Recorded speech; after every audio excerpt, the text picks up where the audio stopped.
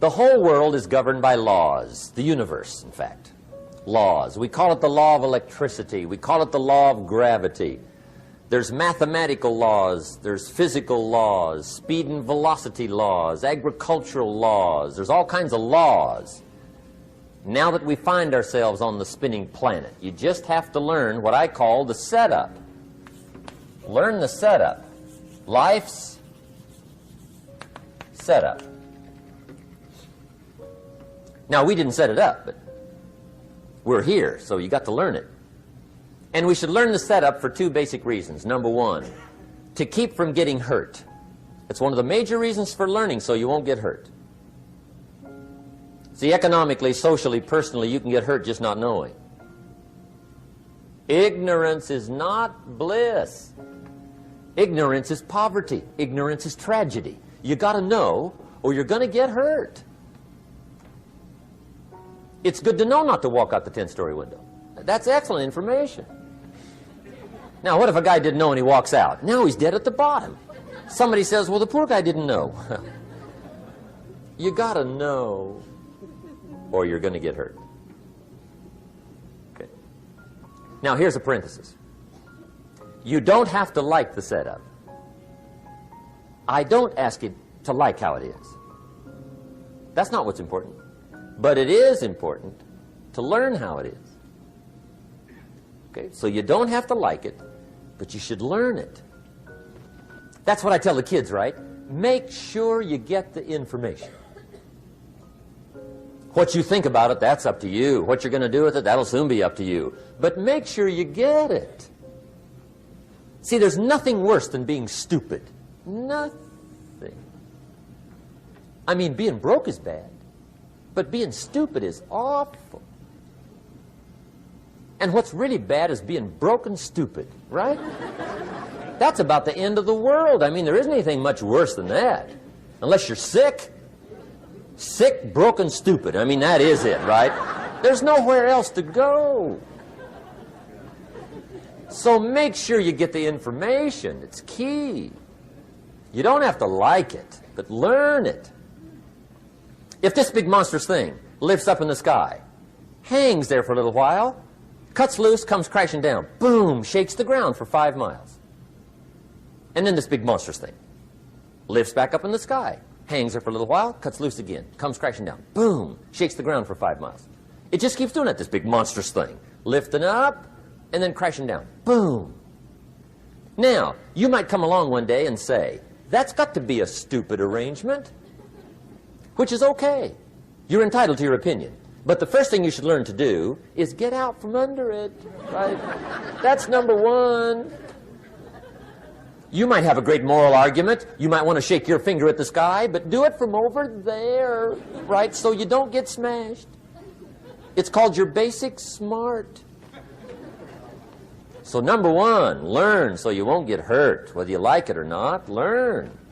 Now here's the second reason for learning, the setup, to benefit. It's called the plus of life. And that's what life is, right? Both minus and plus. The minus is tragedy, heartache, misery, failure, unhappiness. But life is also happiness, prosperity, good feelings. So here's the key. Learn to get on the good side of the way things work.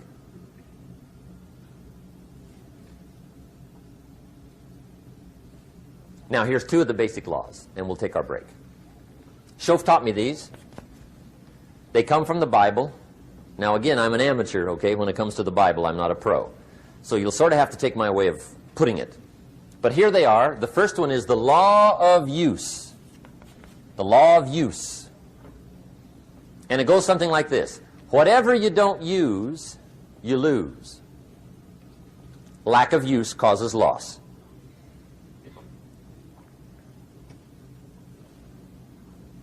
On this planet, maybe not the next one, but on this one, if you tie your arm to your body, leave it there long enough, you'll never use it again. It's over for the arm. Now, it may not be over, but it's over for the arm. The only way to keep the use of this arm is what? Keep using it. If you quit, you lose automatically. They don't bring it up for a vote. You lose automatically when you quit. Now, the same thing that goes for your arm goes for your brain, mentality. The same thing goes for all the human virtues. Ambition, unused, declines. Strong feelings, unused, diminish. It doesn't grow, it diminishes.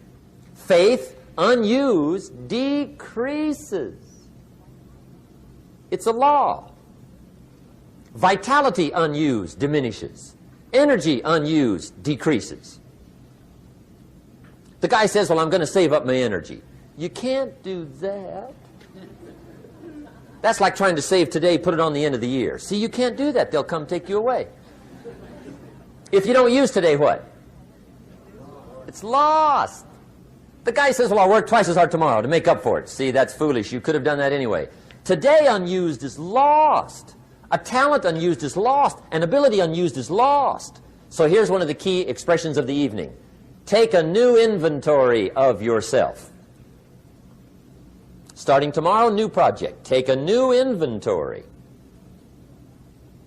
And make sure that all of your talent and ability and mentality and ingenuity and vitality and strong feelings, faith, courage, make sure that all you've got's being used. Otherwise, you lose.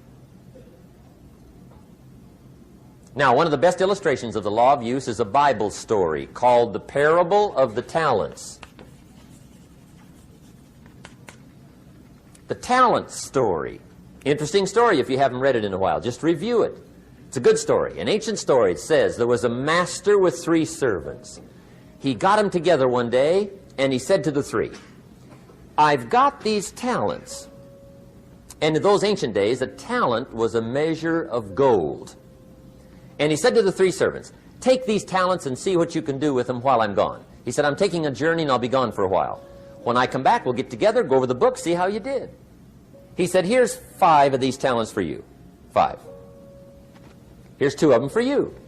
2. And here's 1 for you. 1. The master said, take those talents, see what you can do with them. When I come back, we'll get together, we'll go over it all. The servant said, okay, master takes off. According to the ancient story, the master comes back from his trip. When he gets back, he gets the 3 servants together, and as he said he would, he asks, how did it go with those talents? You were 5. What happened? That servant said, well, I took the 5 talents you gave me, and I put them to work. A little shaky at first, but he said things finally got rolling, and he said, I poured it on. And he said, my talents grew to 7, 8, 9, 10. He said, I doubled my talents from 5 to 10. Books will show. Master said, one heck of a job. Or something like that. He said, I gave you 2 talents. What happened? That servant said, about the same thing happened to me. I put those 2 talents to work, poured it on. They grew to 3 and then to 4. He said, I doubled my talents from 2 to 4. Books will show. Master said, well done. He said, I gave you 1 talent. What happened? That servant said, well, I took the talents you gave me, and I carefully wrapped it, and I dug a hole and buried it. And camouflaged it, I suppose, right, so nobody would steal it. And he said, fortunately, nobody got it. And he said, I knew you were going to be here today, so I dug it up. Here it is, safely wrapped. I did not lose it while you were gone. According to the ancient story, the master said, take that talent away from him and give it to the man that's got 10. Now you might say, well, I don't like that arrangement. The poor guy's only got 1 talent. He's already got 10. It ought to be more even. Remember, I didn't ask you to like it. But this one I would ask you to learn, because it simply means whatever you do not employ, you forfeit. It's a law. So learn well the law of use. Now here's the second one, and we're going to take our break. Second law from the Bible. This one we've heard since we were small, I'm sure. It's called the law of sowing and reaping. In fact, we've probably heard it so often we could quote it. It says, whatever you sow, what? You shall reap. Fairly blunt, hopefully clear. Here's my first suggestion on the law of sowing and reaping. Don't try to beat it.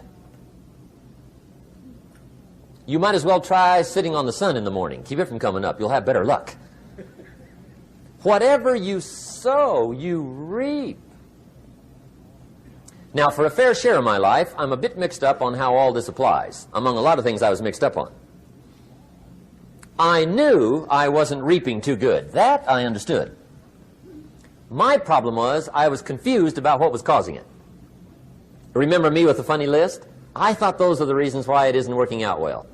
And then Mr. Schoaf gave me the clue that helped me figure it all out. He said, Mr. Rohn, I have another answer for you. There's another way to quote this law that'll show you where the problem is so you can go to work on it right away. All you need to know is where the problem is. Then you can go to work on it. So he quoted me the law another way, and I found out what my problem was. Here's the way you quote the law. Whatever you reap is what you've sown. Now I knew what my problem was. Whatever you reap is what you've sown. If you don't like the crop, who do you look up? Answer, whoever planted it. And where do you find who planted your crop? Answer, in the mirror. What I finally learned to do come fall was to go to the mirror. That's where you go. And if necessary, you say, a few skinny carrots? I got to be unimpressed. Where were you last spring? Asleep? Didn't you read the books? Did you break your hoe? Let me give you 7 key points to the law of sowing and reaping. Let's tick right down through the list of 7, and it'll be break time. 7 points to sowing and reaping. Here's part of the philosophy that really helped me to make some changes in life direction. Number 1, the law of sowing and reaping is negative. That's number 1, which simply means if you sow bad, you reap bad. Now, this is kind of 3rd grade, but it doesn't hurt to go over the basics. If you plant thistle seeds, you don't get pumpkins. Honest, no use looking for pumpkins. John says, how come no pumpkins? Come on, John. The law's negative. That's how come. Now, here's number 2. The law's positive, which simply means if you sow good, you reap good. If you plant pumpkin seeds, you don't get thistles. Not from pumpkin seeds. Mother Nature won't pull tricks on you over in the corner snickering and pushing new thistles and you planting pumpkin seeds. She won't do that. You will get pumpkins from pumpkin seeds, and the reason is because the law is positive. Now, here's number 3. I got excited when I found out the full dimension of this. See, you do not reap what you sow, but rather, you always reap much more than what you sow. So the 3rd key word is more. You don't get back what you put out. You get back much more than what you put out. And it works both positive and negative. On the negative side, it said, if you sow to the wind, you reap the whirlwind. So you've got to get ready for that, or you will be naive. See, anybody can, whether you will or not. See, that's the question. And here's a good question to ask. We are all buying somebody's plan. The question is, whose? Who's got you talked into doing what you're doing? Who's got you talked into your present plan? See, 10 years from now, you will surely arrive. The question is, where? But see, anybody, if you want to, can go searching for a good plan, pick it, and start working it. And sure enough, as the time passes, as it surely will 5 years from now, 10 years from now, then you'll be winding up wearing what you want to wear, driving what you want to drive, living where you want to live, become what you want to become. But now's the time to fix the next 10 years. And who can? Anybody. Here's number 6. The 6th key to sowing and reaping. This is leveling with you now, as we promised to do. There's one thing better than the truth, and that's the whole truth. And here's part of the whole truth of the law of sowing and reaping. Number 6 is, you could lose. There are times when you just lose, no matter what you do. It's that kind of planet. You reap what you sow. Yes, but... what does that mean? Yes, but... well, the farmer plants his crop in the spring, takes care of it all summer, loves his family, works 10, 12 hours a day, 6, 7 days a week, is an honorable man. Come fall, he's got a beautiful crop, and he deserves every bit of it. But the day before he sends the combines into the field, a hailstorm comes along and beats it all in the ground, which means you lose. Somebody says, well, what did he do wrong? Answer, nothing. It's just that kind of planet. Sometimes it's going to hail on your crop and rain on your parade, so you got to get ready for that or you will be naive. That's just part of the life arrangement. And don't press me why. I was not in on some of the original decisions here, so I don't know how it got set up. But there's just times, sometimes you lose. That's part of life. But now here's number 7. The 7th key to sowing and reaping. And it goes like this. It's just another way to quote the same law. And it goes like this. If you don't sow, that's just another way to quote the law. If you don't sow, what? You don't reap. You don't even have a chance. So if you looked at your game plan tomorrow, you might come to the quick conclusion, I got to get some sowing going. How true. Get you some sowing going. And remember, you've got plenty of time. You've got all the time there is. Some people spend enough TV time to make a fortune. The latest article on television watching in this country, according to the latest article, the average television is on in this country in every household 7 hours a day, called the Big 7. I asked a guy one time what his TV cost. He said about $450. I said, you forgot to look at the price tag. He said, what do you mean? I knew he was a TV watcher. I said, that television costs you, in my opinion, at least $12,000 a year. To watch it, not to own it. Owning it's cheap. Watching it is what's expensive. And I said, hey, $12,000 a year is too much to pay to watch TV. That's too much. Pay a little, but not $12,000. And he's the guy that said, I hope pay TV never comes.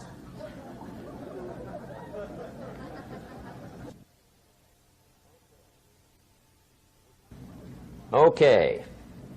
We're trying to cover an awful lot tonight, I realize that.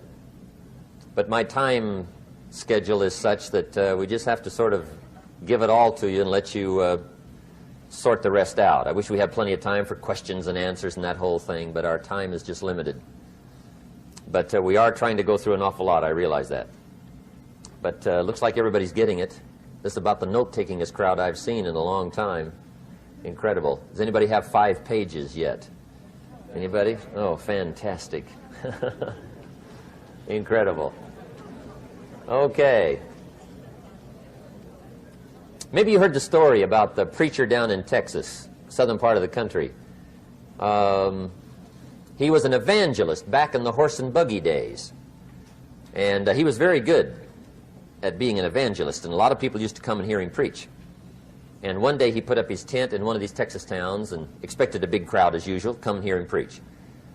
And he got there, first night of the tent revival, walked in. 7:30, time to start. And to his surprise, the tent was empty.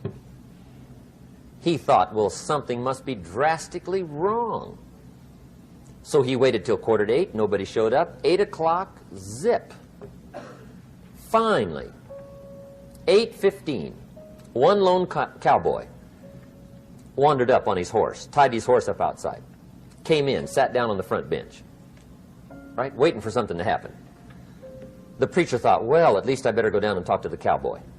So he walks down, talks to the cowboy, and he says, "Cowboy, I'm the preacher." And he said, "I don't know what to tell you. Something's gone wrong." He said, "This tent was supposed to be full of people." He said, "I'm embarrassed." He said, "You're the only one that showed up." And he said, "I really don't know what to do." And the cowboy said, "Well, I'm not a preacher, so I really can't tell you what to do." You know, he said, "I'm just a cowboy." But he said, "I know this, if I went out to feed my cattle and only one showed up, I'd at least feed it." The preacher thought, hey, the cowboy is right.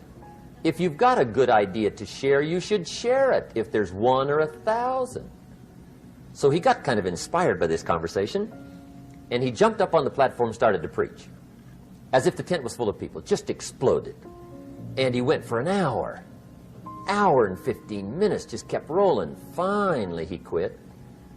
And when he finished, he came down off the platform, talked to the cowboy again. He says, "Well, cowboy, what did you think of my sermon?" And the cowboy said, "Well, I'm not a preacher, so I really can't tell." You know, he said, "I'm just a cowboy."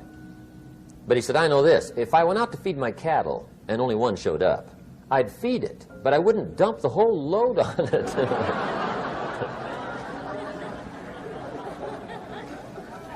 So anyway, if it seems like we're dumping the whole load tonight, I guess we are. But gosh, everybody's doing well. I'm having a good time. I appreciate the response here tonight.